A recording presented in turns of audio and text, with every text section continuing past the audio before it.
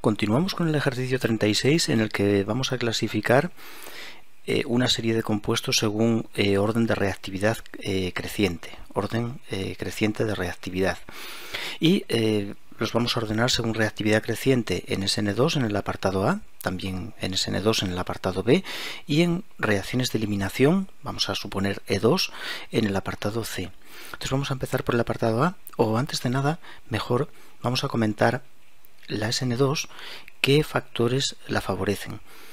Por ejemplo, un factor importante en la SN2 es el tipo de grupo saliente.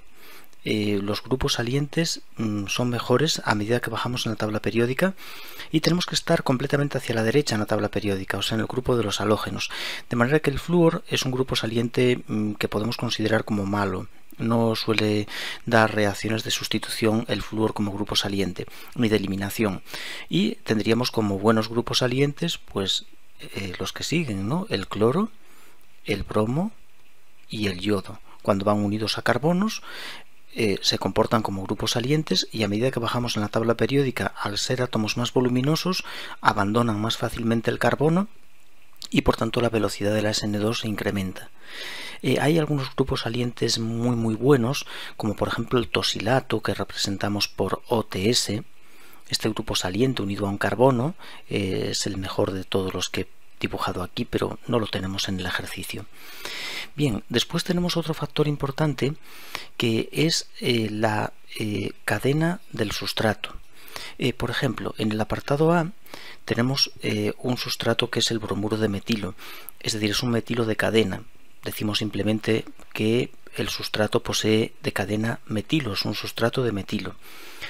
Sin embargo, en el caso del segundo ejemplo, el sustrato es de etilo.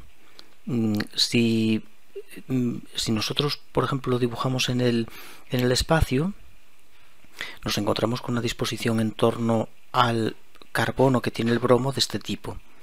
De manera que el metilo que tenemos aquí ocupa un espacio que dificulta el ataque del nucleófilo. En la primera molécula no nos ocurre porque son todo hidrógenos que son grupos muy pequeños y por tanto el carbono no tiene apenas impedimento. Es decir, que el nucleófilo nos ataca al carbono sin gran dificultad. En este caso también ataca bastante bien, pero hay ya algo más de dificultad porque el metilo ejerce lo que llamamos un impedimento estérico. Y este problema se incrementa porque si nos vamos aquí a la última molécula, tenemos el bromo en un carbono del que parte un metilo y un etilo. La situación sería esta. Tenemos un hidrógeno, un metilo y un etilo. Especialmente el etilo es un grupo voluminoso, el metilo también.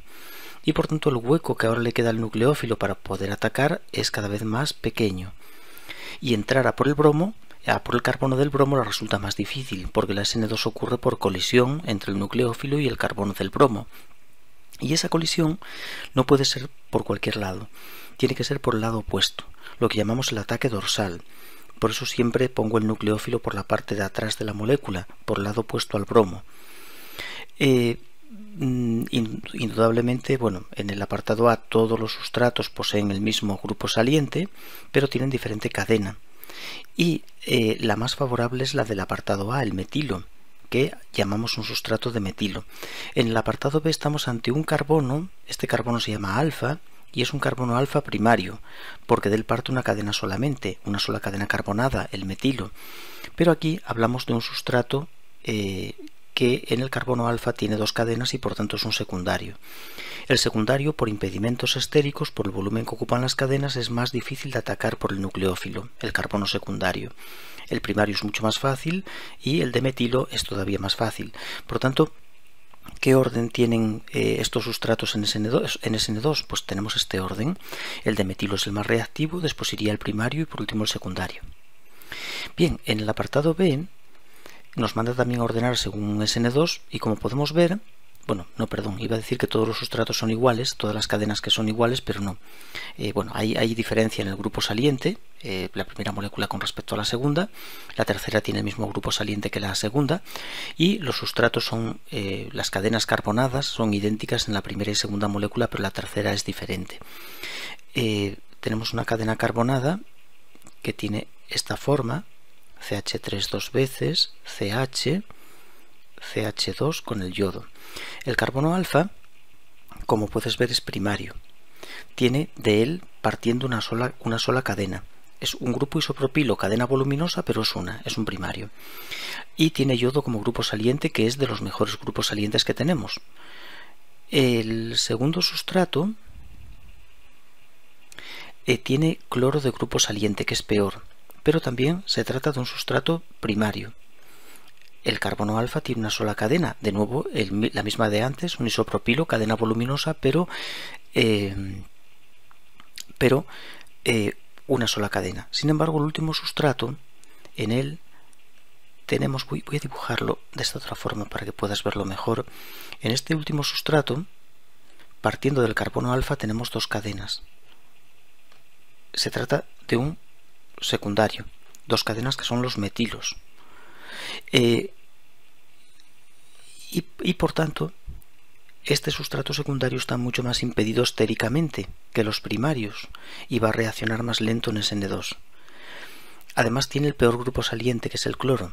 Entre yodo y cloro, el cloro es peor. Es decir, este tiene las peores papeletas. Grupo saliente, entre los dos que hay, yodo y cloro, el cloro es peor. Y además es secundario, más impedido. Por tanto, es el menos reactivo sin duda. Este es más reactivo porque es un sustrato primario, pero tiene un grupo saliente, el cloro, que es un poco peor que el yodo. Por tanto, la primera molécula le gana en cuanto a reactividad. El más reactivo es el primer compuesto. Nos pasa como en el apartado A.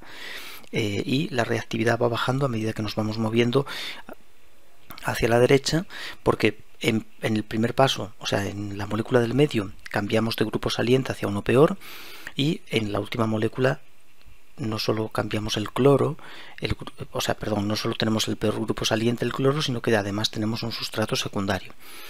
Y ¿cómo es el orden de reactividad en una reacción de eliminación? En una E2, por ejemplo, pues es similar a la SN2, porque también depende del grupo saliente. Aquí, si nos fijamos, todos los sustratos son idénticos, nos han puesto todos los sustratos iguales, y lo único que cambia es el grupo saliente, bromo, flúor y yodo.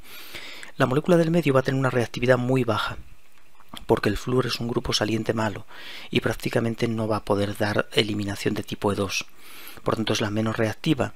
La de bromo sería la siguiente en orden de reactividad, y la del yodo la más reactiva, porque el yodo es el mejor grupo saliente. La reacción de eliminación depende de su velocidad, entre otros factores, del grupo saliente. Una SN2, por recordar cómo iba, por ejemplo, con el primer sustrato y un nucleófilo, por ejemplo el ion hidróxido, consiste en el ataque por el lado opuesto al carbono, sacando el bromo. Este ataque se produce por la polaridad positiva del carbono, ya que el ion hidróxido tiene densidad de carga negativa, es negativo, se llama nucleófilo y por tanto ataca al carbono, que actúa como electrófilo. El resultado es la formación de un alcohol en este caso y la liberación al medio, pues de, bueno, si es hidróxido de sodio, de NaBr. Por el contrario, por ejemplo, en el apartado C, en la molécula C, si planteamos una reacción de eliminación, tendríamos algo de este tipo. Aquí tenemos el bromo, aquí tenemos un carbono y un metilo. Bueno, pues si ponemos por ejemplo una base como el ion hidróxido, ahora aquí, como estamos ante un sustrato terciario, la base fuerte va a dar mayoritariamente el mecanismo E2. En los siguientes ejercicios vamos a repasar un poco cuándo se dan las reacciones de sustitución y eliminación. Y así tendríamos un producto de eliminación que es un alqueno. Esta reacción tiene una característica muy importante que hay que tenerla en cuenta si nos dan la estereoquímica del reactivo de partida, y es que es una reacción anti. Hay que colocar el hidrógeno que arrancamos y el bromo a lados opuestos, uno hacia un lado y otro hacia el otro, para hacer la reacción de eliminación. Aquí tenemos una reacción de tipo E2. Las E2 tienen lugar con sustratos secundarios y terciarios cuando utilizamos bases fuertes, hidróxido, alcóxidos como metóxido, amiduro, y con terciarios prácticamente, bueno, con terciarios se produce la eliminación prácticamente con cualquier especie. El terciario es muy sensible a la eliminación al ser un carbono alfa tan impedido que apenas da sustitución. Podría dar SN1 con bases debilísimas, pero los terciarios, los sustratos terciarios, como por ejemplo este, van a eliminar con prácticamente todas las bases. El secundario, pues para eliminar requiere bases fuertes, las que indiqué antes, alcóxidos, hidróxido, amiduro y las impedidas, LDA y terbutóxido. Y el primario es el que elimina muy mal. Un sustrato primario prácticamente no elimina con nada. Tenemos que añadirle bases impedidas como terbutóxido y LDA para que un primario elimine. Bueno, vamos poco a poco con este asunto, que esto es un poco lío, y dejamos el ejercicio 36. En el 37 seguimos trabajando sobre lo mismo, sobre reacciones de sustitución y eliminación. Dice que hagamos una predicción de los productos de las reacciones de eliminación de los alcoalcanos que se indican a continuación. Entonces vamos a ver qué productos de eliminación generan estos alcoalcanos, y después en el ejercicio 38 pues vamos a continuar con pues no sé qué tipo con reacciones E2 en el apartado A1 E2, y explicar unos hechos que nos indica aquí, y en el apartado B pues nos habla de una SN1 y también tenemos que explicar, bueno, el por qué se obtiene un determinado producto que nos indica ahí. Y vamos a continuar con estos ejercicios en el siguiente vídeo, con el 37.